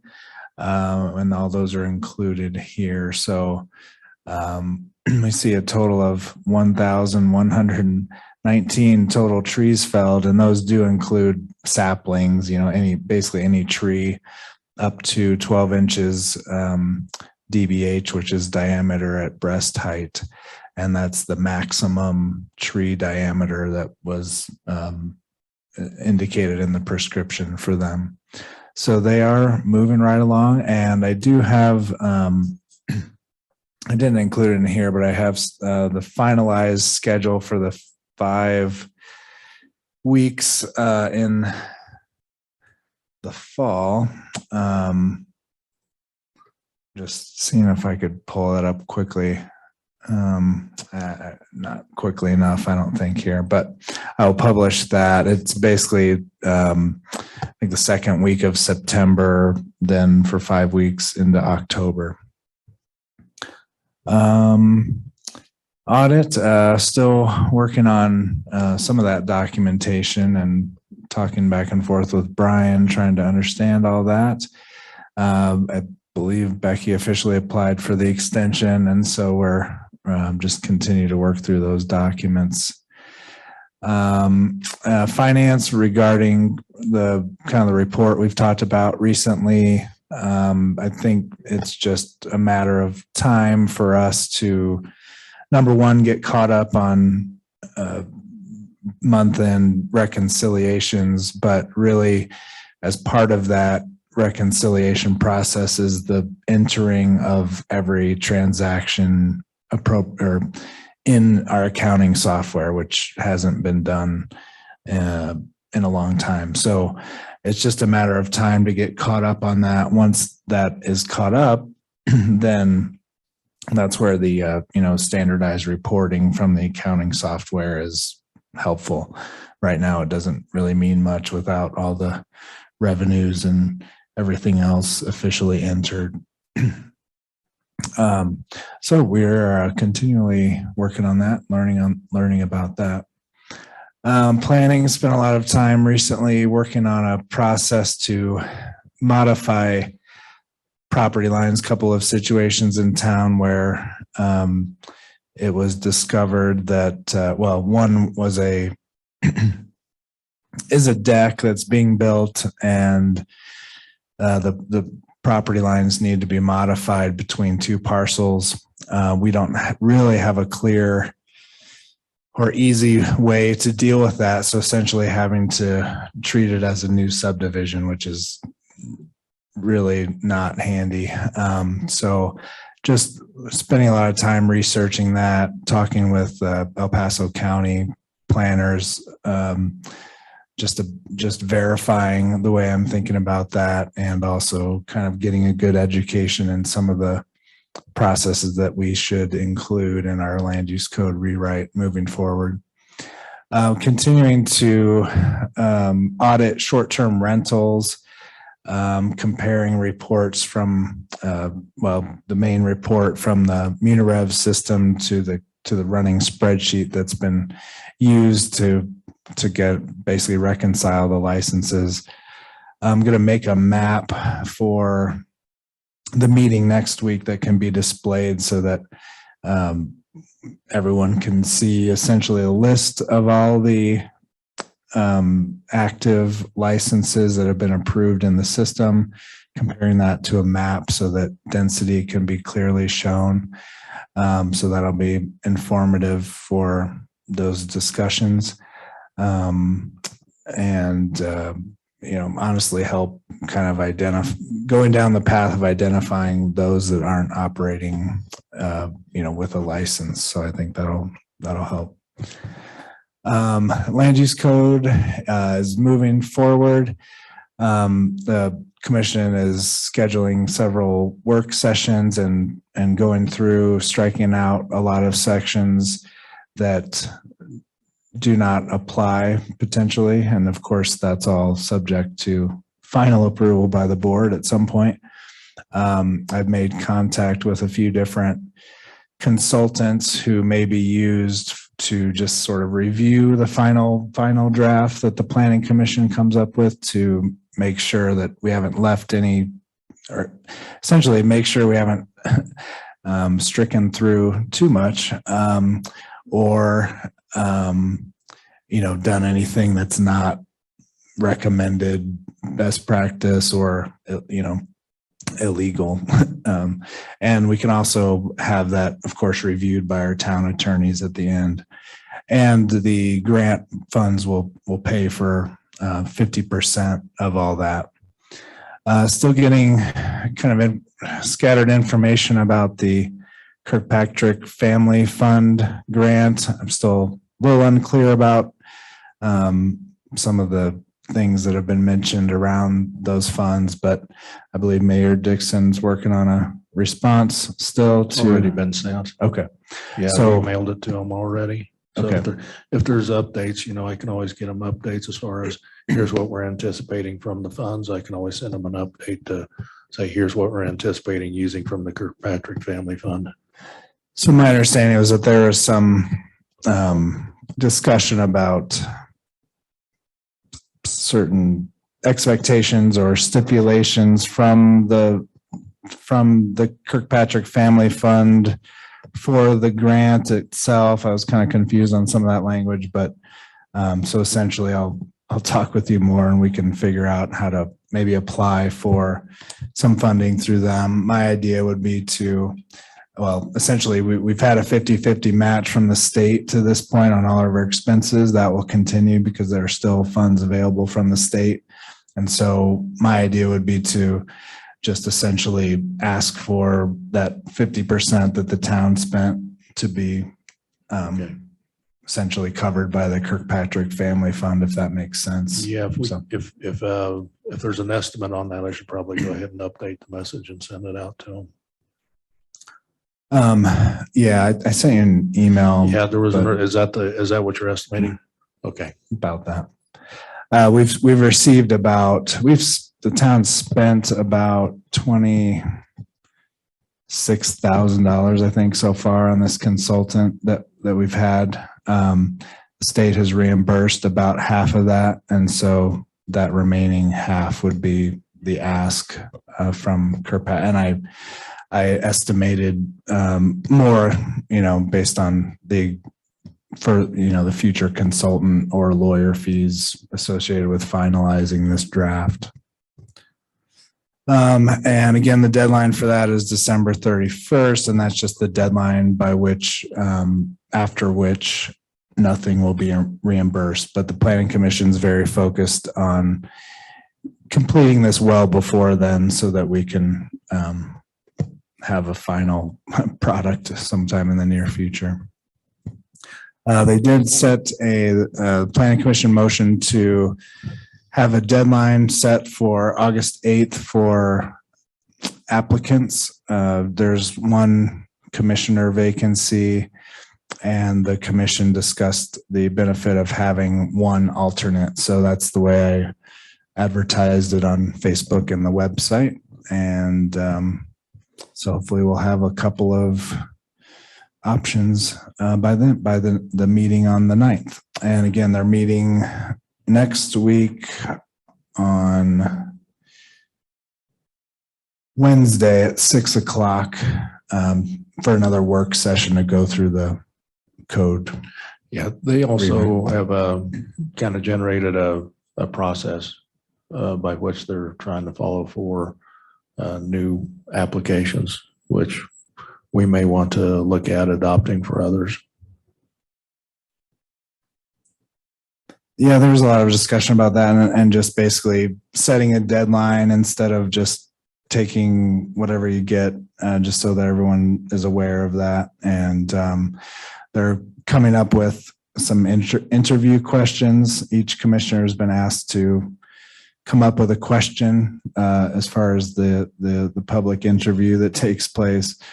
And with the understanding that all applicants need to be asked the same questions, so that everything's fair and equal and all that good stuff. Yeah, they can also, in addition to that, if something catches their attention, go ahead and deep dive, do the rabbit hole thing if they need to.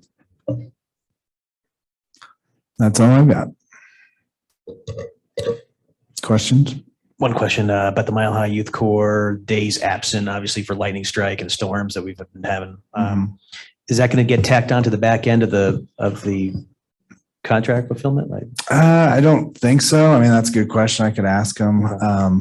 I don't know if I assume they somehow record what time they left, that day or whatever. So I can ask that question. Thank you. If there's no further items, we'll move on to our agenda, item 9, correspondence for the with the Pikes Peak Regional Building Department on new code adoption process. I haven't spoken directly to Greg, but he just sent this information just as a heads up to us and the board.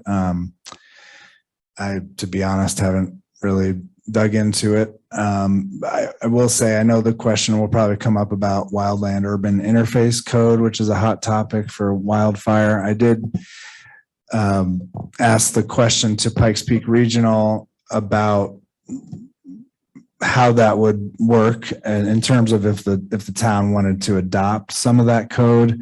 Basically, the response was that the WUI code, as it's called, is not a building code. It's more of a zoning regulation. And so they basically just recommended that I talk further with El Paso County zoning, Colorado Springs Fire Department, and those types of resources. They don't do anything with the WUI code. Not to say that the town couldn't, talk about fire resistant materials and things like that, but just wanted to throw that out there that I was kind of surprised that Pikes Peak Regional was not involved in that at all. So. And I will be at the department tomorrow for their meeting, so. Pseudo governmental. I really don't know the answer to that. I don't know if it's like Council of Governments or PPRTA, which is a separate taxing entity. I don't know if it's pseudo government. I really don't know the answer to that. Okay. Hopefully find out a little more tomorrow. Yep. Okay, are there any other items? If not, it's 9:02 and we are adjourned.